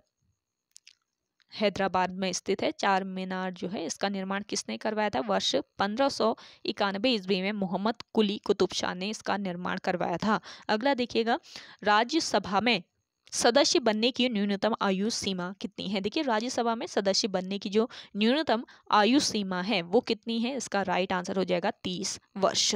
अगला क्वेश्चन देखिए, भारतीय कानून के अनुसार किसी अपराधी को किशोर के रूप में परिभाषित किया जाता है, तो इसका राइट जो आंसर हो जाएगा कौन सा हो जाएगा? इसका राइट आंसर है 18 वर्ष से कम। किशोर के रूप में किसी अपराधी को परिभाषित किया जाता है 18 से कम उम्र की आयु में। चलिए नेक्स्ट है आपका, स्वेज नहर भूमध्य सागर को किस सागर से जोड़ती है? देखिए, स्वेज नहर जो होती है ये भूमध्य सागर को किस सागर से? भूमध्य सागर को ये लाल सागर से जोड़ती है स्वेज नहर। ऑप्शन डी यहाँ पे आपका करेक्ट आंसर है। स्वेज नहर लाल सागर और भूमध्य सागर को जोड़ने वाली एक नहर है और 1859 ईस्वी में एक फ्रांसीसी इंजीनियर की देखरेख में स्वेज नहर का निर्माण शुरू किया गया और वर्ष 1869 में 1869 में यह नहर यातायात के लिए खुल गई थी। अगला देखिएगा, समुराई योद्धा वर्ग किस देश में निवास करता है? देखिए, समुराई योद्धा वर्ग जो है ये किस देश में निवास करता है? इसका राइट आंसर हो जाएगा जापान में। ऑप्शन सी यहाँ पे आपका बिल्कुल राइट आंसर है। समुराई जापान के परंपरागत योद्धा हैं और ये बुदीशो नामक आचार संहिता का पालन करते हैं और बेहद ये स्वामी भक्त होते हैं। अगला क्वेश्चन है आपका, सीमांत गांधी के नाम से जाने जाते हैं। देखिए, सीमांत गांधी के नाम से किसको जाना जाता है? खान अब्दुल गफ्फार खान को। ऑप्शन ए बिल्कुल करेक्ट आंसर है। देखिए, जो आपके खान अब्दुल गफ्फार खान है ये सीमांत गांधी के नाम से जाने जाते हैं और इन्होंने वर्ष 1930 ईस्वी में खुदाई खिदमतकार नामक संगठन की स्थापना की थी। मोस्ट इंपॉर्टेंट है, पूछा जाए आपसे खुदाई खिदमतकार नामक जो संगठन है इसकी स्थापना कब हुई या फिर किसने की? तो इसकी स्थापना हुई वर्ष 1930 में और इसकी स्थापना खान अब्दुल गफ्फार खान ने की थी। अगला क्वेश्चन देखिएगा, उत्तराखंड की निम्न पर्वत चोटियों का उनकी ऊंचाई के अनुसार बढ़ता हुआ क्रम होगा। देखिए सबसे पहले इनकी ऊंचाई की बात करें, नंदा देवी की जो ऊंचाई है वो कितनी है, 7,817 मीटर है। ये चमोली जिले में स्थित है और उत्तराखंड का ये सर्वोच्च शिखर है, ये ध्यान रखेंगे। पंचाचूली की बात करें तो पंचाचूली जो है ये आपके, इसकी हाइट कितनी है, इसकी हाइट है 6,1904 मीटर और ये पिथौरागढ़ में स्थित है। केदारनाथ की बात करें तो केदारनाथ की हाइट है 6,968 मीटर और ये उत्तरकाशी जनपद में स्थित है। जबकि कामेट जो है ये, इसकी हाइट है 7,756 मीटर, 7,756 मीटर और ये कहाँ पर स्थित है, कामेट चमोली जिले में स्थित है। और उत्तराखंड राज्य का ये दूसरा सर्वोच्च शिखर है। कौन सा, कामेट। तो देखिए इसका उनकी ऊंचाई के अनुसार बढ़ता हुआ क्रम बताना है। कौन सा क्रम हो जाएगा, बढ़ता हुआ क्रम, इसको आप क्रम लगा लीजिएगा। मैंने इसकी हाइट बता दी तो आप क्रम लगा लीजिए, करेक्ट आंसर कर लीजिएगा इसका। अगला देखिएगा, बौराड़ी का मेला लगता है। देखिए बौराड़ी का जो मेला लगता है वो कहाँ पर, पिथौरागढ़ जनपद में लगता है। ऑप्शन सी यहाँ पे आपका बिल्कुल राइट आंसर है। बौराड़ी का मेला उत्तराखंड के पिथौरागढ़ जिले में बौराड़ी स्थल में लगता है और यह कार्तिक पूर्णिमा को बौराड़ी के सैम मंदिर में लगता है। अगला देखिएगा, कौन सा देश भारत का सबसे बड़ा व्यापारिक साझीदार है। देखिए भारत का सबसे बड़ा व्यापारिक साझीदार देश कौन सा है, इसका राइट आंसर हो जाएगा चीन। ऑप्शन सी यहाँ पे आपका बिल्कुल करेक्ट आंसर है। अगला देखिए, निम्नलिखित में से बेमेल चुनिए। यहाँ पे आपका बेमेल शब्द चुनना है। तो बेमेल जो शब्द है यहाँ पे है हॉलीवुड, ये ध्यान रखेंगे। हॉलीवुड जो है ये यहाँ पे बेमेल है। देखिए बात करें मॉलीवुड की तो मलयालम भाषा से ये संबंधित है। बॉलीवुड जो है ये हिंदी भाषा से संबंधित है और टॉलीवुड जो है ये दक्षिण भारतीय भाषा से संबंधित है। तो भारतीय फिल्म उद्योग से संबंधित है ये सभी भाषाएं। जबकि हॉलीवुड की बात करें तो ये विदेशी फिल्म उद्योग से संबंधित है, यानी कि अंग्रेजी भाषा से ये संबंधित है, विदेशी फिल्म उद्योग से संबंधित है हॉलीवुड आपका। अगला देखिए, निम्नलिखित श्रृंखला में प्रश्न चिन्ह के स्थान पर क्या आएगा। आपके सामने एक श्रृंखला दी है 4, 8, 17, 33 और 58। आपको बताना है कि क्वेश्चन मार्क जहां पर दिया है वहां पर क्या आएगा। देखिए इस क्वेश्चन का राइट आंसर निकालना पड़ेगा, मैं आपको बता देती हूं। आपका 4, 8, 17, 33, 58 और यहाँ पे क्या आएगा ये आपको बताना है। देखिए इन दोनों के बीच अगर हम डिफरेंस निकालें तो कितना, कैसे निकलेगा, 8 में से हम 4 घटा देंगे तो इसका डिफरेंस आ जाएगा। कितना है इसका डिफरेंस, 4। इसमें 4 में 4 जोड़ेंगे तो 8 आएगा। इसका इन दोनों का डिफरेंस निकालें तो 9 इन दोनों का डिफरेंस है। 17 में से 8 घटा देंगे तो इसका डिफरेंस निकल जाएगा। ऐसे ही 17 और 33 का हमें डिफरेंस निकाल देना है, 16 हो जाएगा।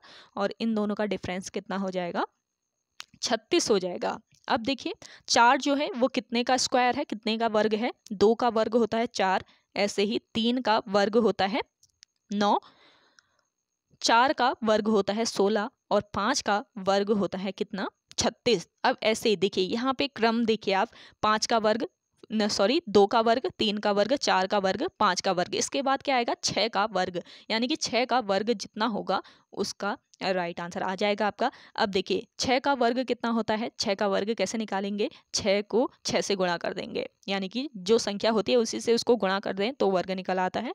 तो 6 का जो वर्ग निकल के आएगा हमारा क्या आ जाएगा, 36। अब यहाँ पे हमारा क्या आ गया, 36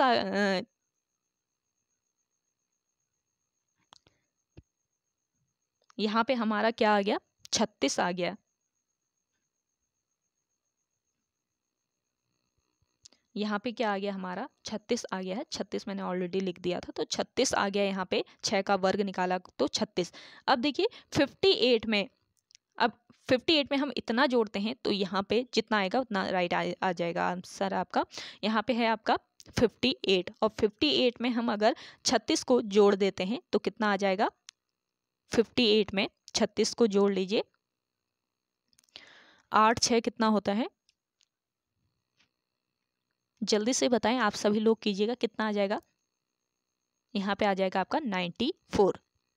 यहाँ पे आपका कितना हो जाएगा, 94।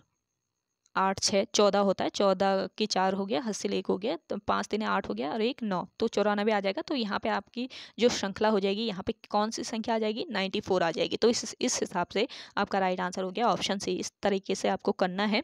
सबसे पहले आप सभी लोग डिफरेंस निकाल लेंगे, इन सभी के बीच का डिफरेंस निकाल लिया, उसके बाद इनका वर्ग कर दिया। तो वर्ग करेंगे, जैसे ये 2 का वर्ग हुआ, 3 का हुआ, ऐसे ही आपका यहाँ पे 6 का वर्ग हो गया। 6 का वर्ग हमने लिख दिया, इतना होता है। अब इस संख्या में हमको 6 के वर्ग को जोड़ देना है, तो यहाँ पे आपका करेक्ट आंसर निकल आएगा। अगला क्वेश्चन देखिएगा। चलिए, आई होप आपको आज का ये प्रैक्टिस सेट काफ़ी समझ में आया होगा। अगला है, एक निश्चित कूट भाषा में इसको ये लिखा जाता है के रूप में कोडित किया जाता है, तो इसको क्या लिखा जाएगा ये आपको बताना है। तो इसको हम क्या लिखेंगे, देखिए आपको ये जानना बहुत ज़रूरी है। सबसे पहले क्या कर लेते हैं, इसको हम सॉल्व कर लेते हैं। पहले इसको ये कैसे लिखा गया है ये जान लेते हैं। तो देखिए, आपका सबसे पहले हम क्या कर लेते हैं, सभी अल्फ़ाबेट को नंबरिंग कर लेते हैं। सभी अल्फ़ाबेट जो हैं इनको क्या कर लेते हैं, नंबरिंग कर लेते हैं। जैसे कि आपका ए हो गया, B C D E F G H I J K L M, इसको नंबरिंग करें तो 1 2 3 4 5 6 7 8 9, यहाँ पे हो गया आपका 10 11 12, ऐसे ही आप एम के आगे टोटली आप 26 लेटर होते हैं, तो 26 तक नंबरिंग कर लीजिएगा। और इसके बाद आपको क्या करना है मैं बताती हूँ। आपने सभी लेटर का सबसे पहले नंबरिंग कर लेना है, 1 2 3 4, ऐसे ही 26 लेटर होते हैं, तो 26 तक आप नंबरिंग कर लीजिएगा। उसके बाद यहाँ पे देखिए आपको दिया है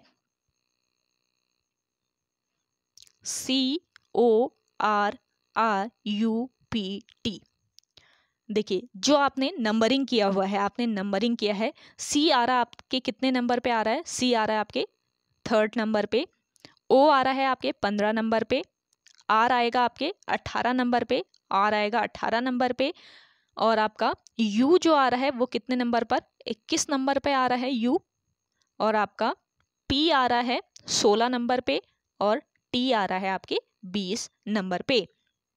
अब देखिएगा, अब इसको कैसे सॉल्व करना है। अब देखिए, यहाँ पे 3 है ना, 3 में सबसे पहले इस वाले में और सेकंड वाले में, इन दोनों में हमको +1 कर देना है, और बीच में फिर मैं बताऊंगी क्या करना है। सबसे पहले पहले और दूसरे में देखें, पहले में आपने यहाँ पे 3 है तो +1 यहाँ पे किया आपने, तो क्या हो जाएगा, यहाँ पे +1 हो कर देंगे तो 4 हो जाएगा। 4 नंबर पे आपका क्या है देख लीजिए, आपने जो शीट बना रखी है, 4 नंबर पे आएगा क्या, आपका डी आता है, तो 4 नंबर पे आपका यहाँ पे डी आ जाएगा। ऐसे ही यहाँ पे आपका क्या दिया हुआ है,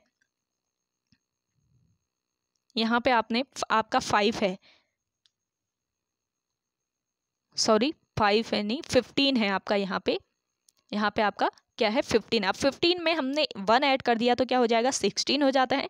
अब 16 नंबर पे कौन सा आपका अल्फ़ाबेट है वो आप लगा लीजिए। 16 नंबर पे है आपका कौन सा अल्फ़ाबेट, 16 नंबर पे है आपका पी। अब देखिए, अब यहाँ पे क्या करना है, यहाँ पे हमें जो आर है वो तो आपका यहीं पे ही रहेगा, आर यहीं पे रहेगा, और इस ओ को हमें दूसरे साइड लेके जाना है, और इसको हम इस साइड लेके आएंगे, तो यहाँ पे हमें +2 कर लेना है। अब देखिए, सबसे पहले ओ में अगर हम +2 करते हैं, ओ में +2 करेंगे तो क्या आ जाएगा, यानी कि हम 18 में, सॉरी आर में +2 करना है, ये दोनों तो हो गए हैं, आर में +2 करना है, तो क्या आ जाएगा, आर में +2, आर कितने नंबर पे आया है आपका, देख लीजिए कितने नंबर पे आया हुआ है आर, आर आया है आपके 18 नंबर पे। अब 18 में 2 प्लस करेंगे तो कितना हो जाएगा, 20 हो जाएगा ना, तो 20 नंबर पे आपका कौन सा अल्फ़ाबेट है, टी है, तो यहाँ पे आ जाएगा आपका टी।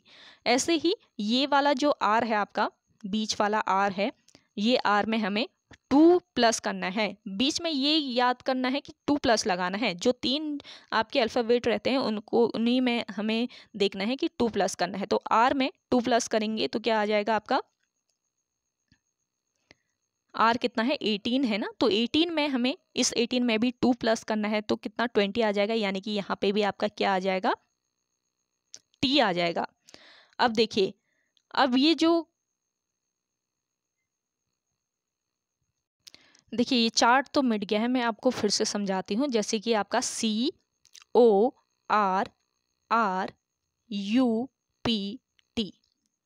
आपने नंबरिंग कर ली होगी आई थिंक, CORR।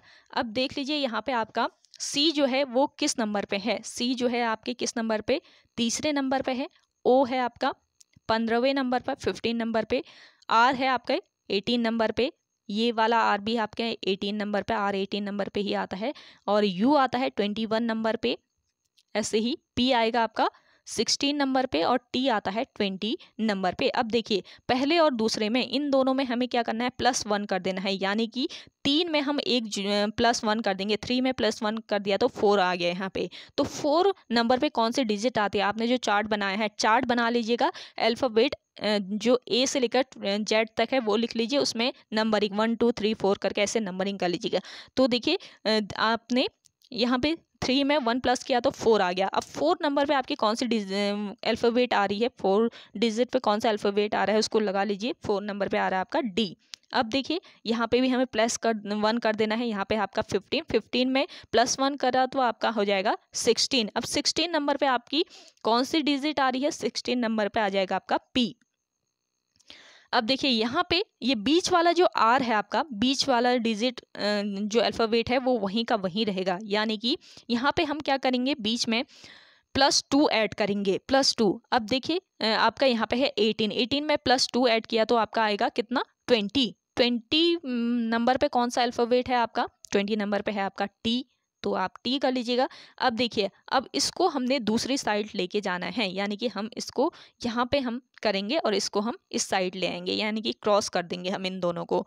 तो देखिए R को दूसरी साइड ले जाएंगे तो +2 यहाँ पे लगा लेना है, इन दोनों में, इन तीनों में ही देखना है, इन तीनों में आपको +2 करना है, ये ध्यान रखेंगे। तो R में +2 कर लीजिएगा, यानी कि 18 में +2 आप कर देंगे तो कितना हो जाएगा, 20 हो जाएगा। 20 नंबर पे आता है आपका T। अब देखिए अब है आपका ये U है, यानी कि यहाँ पे 21 नंबर पे है ये, 21 में 2 ऐड करेंगे तो कितना हो जाएगा, 23 हो जाएगा। तो 23 नंबर पे आपका कौन सा अल्फ़ाबेट आएगा, 23 नंबर पे आता है आपका W। 23 नंबर पे आता है आपका W आता है, तो आपका W हो गया। और ऐसे ही आपका यहाँ पे P है, हमने शुरू में +1 किया था तो यहाँ पे भी हमें दो जो एंड के डिजिट है वहाँ पे भी हमें +1 ही कर लेना है। तो यहाँ पे 16 है, +1 कर दिया तो यहाँ पे कितना हो जाएगा, 17 हो जाएगा। 17 नंबर पे कौन सा आता है, कौन सा अल्फ़ाबेट, Q आता है। और आपके 20 में 1 ऐड कर देंगे तो 21 आता है, 1 नंबर पे आ जाता है आपका U। तो इस हिसाब से आपका क्या हो जाएगा, DPWTTQU। तो इसका DPWTTQU करेक्ट हो गया ना। तो इस तरीके से आपको करना है। अब इसी तरीके से अगर आप इसका करते हैं SOCIETY, SOCIETY इसका करते हैं तो क्या हो जाएगा, देखिए S आता है आपके कितने नंबर पे, 19 नंबर पे S आ रहा है, O आ रहा है 15 नंबर पे, ऐसे ही C आ रहा है आपके 3rd नंबर पे, I आता है आपके 9 नंबर पे, E आता है आपके 5 नंबर पे, और T आता है 20 नंबर पे, और Y आता है आपके कौन से नंबर पे, Y आ रहा है आपके 25 नंबर पे। आपने नंबरिंग की होगी चार्ट में तो 25 नंबर पे आएगा आपका। अब देखिए यहाँ पे आपका 19 है, 19 में सबसे पहले और दूसरे डिजिट में क्या करना है, हमें +1 कर देना है। तो यहाँ पे 19 में हम +1 करेंगे तो कितना आ जाएगा, 19 + 1 20, 20 नंबर पे आता है हमारा T। अब यहाँ पे भी हमें +1 करना है तो हमने 15 में +1 कर दिया तो हमारा आ गया 16। 16 में क्या आ जाएगा हमारा, 16 में आता है नंबर पे P, तो हमारा हो गया TP। अब देखिए इसमें हमें वही करना है, I आपके यहीं पे रहेगा, I में हम +2 ऐड कर देंगे तो आपका क्या आ जाएगा, I है 9, 9 में +2 ऐड किया तो 10 11 11 आ गया। तो 11 में हमारा कौन सा अल्फ़ाबेट आ रहा है, 11 नंबर पे आ रहा है हमारा K आ रहा है हमारा 11 नंबर पे। अब इसको हम दूसरे साइड ले जाएंगे तो +2 हो जाएगा। अब देखिए यहाँ पर 3 है ना, C 3 नंबर पे आता है तो 3 में 2 ऐड किया तो कितना हो जाएगा, 5 हो जाएगा। तो 5 हमारे 5 नंबर पे कौन सा अल्फ़ाबेट आता है, E आता है। अब इसको इस साइड ले आना है हमें, अब यहाँ पे है ई जो है ये 5 नंबर पे आ रहा है, तो 5 में 2 ऐड कर देंगे तो 7 हो जाएगा। 5 में 2 ऐड कर देंगे तो कितना हो जाएगा, 7 हो जाएगा। तो 7 पे कौन सा अल्फाबेट आता है, 7 नंबर पे आता है आपका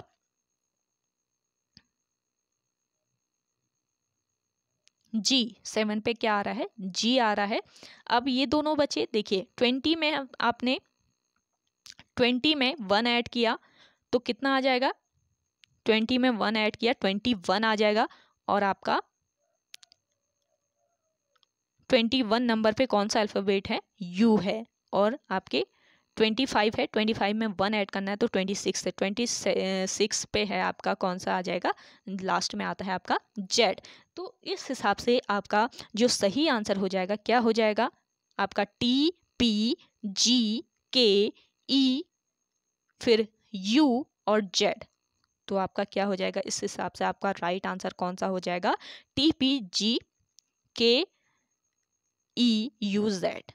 टी पी जी के ई यू जेड किस में आ रहा है, टी पी जी के E U Z, option D में आ रहा है ना। तो इस हिसाब से इसको आपको सॉल्व करना है, थोड़ा सा टाइम लगेगा, आप इसको बना लीजिएगा, पहले चार्ट बना लीजिए, अल्फ़ाबेट लिख लीजिएगा ए टू जेड तक और उसको नंबरिंग कर लीजिएगा, उस हिसाब से आप सॉल्व करेंगे तो आसानी से हो जाएगा। यहाँ पे थोड़ा सा टाइम ज़्यादा लग गया तो समझ लीजिए आप सभी लोग, फिर इसको सॉल्व कर लीजिएगा। अगला देखिएगा, नेक्स्ट है आपका, उस विकल्प का चयन करें जो दिए गए अन्य विकल्पों से भिन्न है। तो देखिए कौन सा ये अलग है, इसका राइट आंसर हो जाएगा गूगल। गूगल जो है ये अलग है, गूगल के अतिरिक्त जो सभी है वो क्या है, यूट्यूब, फेसबुक और ट्विटर जो है ये सोशल साइट्स हैं। जबकि गूगल की बात करें तो गूगल एक सर्च इंजन है जो कि विभिन्न प्रकार की जानकारियों को खोजने का एक माध्यम है। तो गूगल जो है वो अदर से डिफरेंट हो जाएगा। अगला क्वेश्चन देखिएगा, मैं 5 मीटर पूर्व में चला और फिर बाएं मुड़ा और फिर 5 मीटर चला और वहां से मैं उत्तर की ओर 3 मीटर चला, फिर मैं लगातार 2 बार मुड़ा और 3 मीटर फिर चला। शुरुआती बिंदु से अब मैं कौन सी दिशा में हूँ ये बताना है। देखिए हम पहले दिशा वो कर लेते हैं, ये आपका पूर्व हो गया, ये पश्चिम हो गया, ये उत्तर, पूर्व, पश्चिम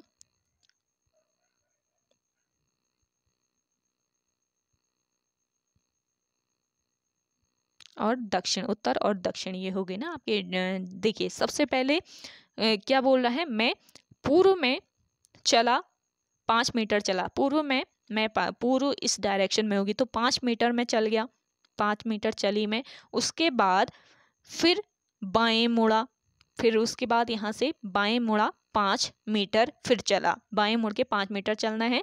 वहां से मैं उत्तर की ओर 3 मीटर चला, यहाँ पे से उत्तर की ओर, यहाँ से सीधे उत्तर की ओर ही जाना है। तो उत्तर की ओर में कितने मीटर, 3 मीटर चला, फिर मैं लगातार 2 बार बाएं मुड़ा, फिर मेरे को 2 बार लगातार बाएं मुड़ना है और 3 मीटर चलना है।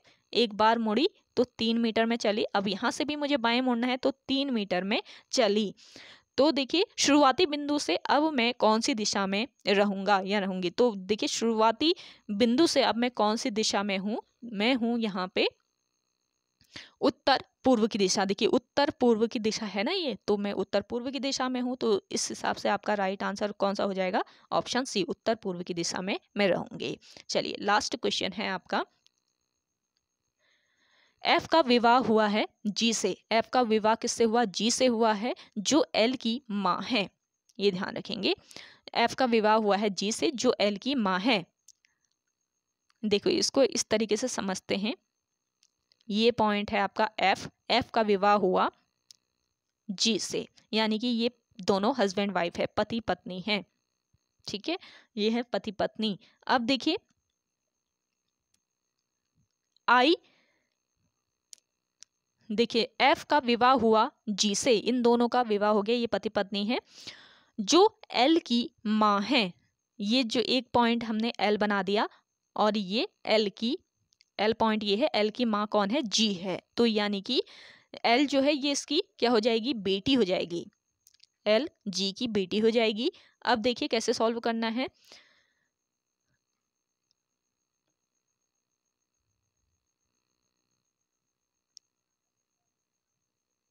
यहाँ पे आपका के दिया हुआ है, इसको के कर लीजिएगा, के इकलौती पोती है, अच्छा एल है ये। एल जो है इकलौती पोती है, पोती नवासी है के की। जो आपकी एल है वो इकलौती, यहाँ पे हमने एक के पॉइंट बना लेना है। तो ये किसकी पोती है?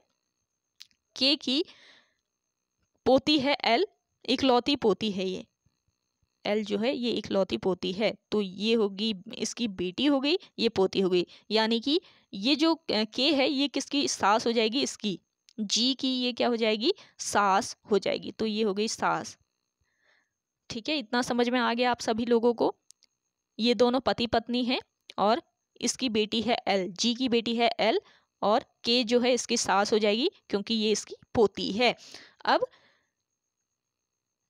एम से जो एल है, एल जो पॉइंट है इसका विवाह किया जाता है एम से। एल का विवाह करा दिया हमने एम से। तो एफ से क्या संबंध है? एम का एफ से क्या संबंध है ये बताना है। अब देखिए इन दोनों की शादी हुई, ये दोनों हस्बैंड वाइफ है। अब इनकी बेटी है एल, इन दोनों की बेटी है क्या है? एल है। एल की शादी हो गई एम से, तो क्या हो जाएगा? दामाद हो जाएगा ना। तो ये एफ जो है ये एम का दामाद होगा।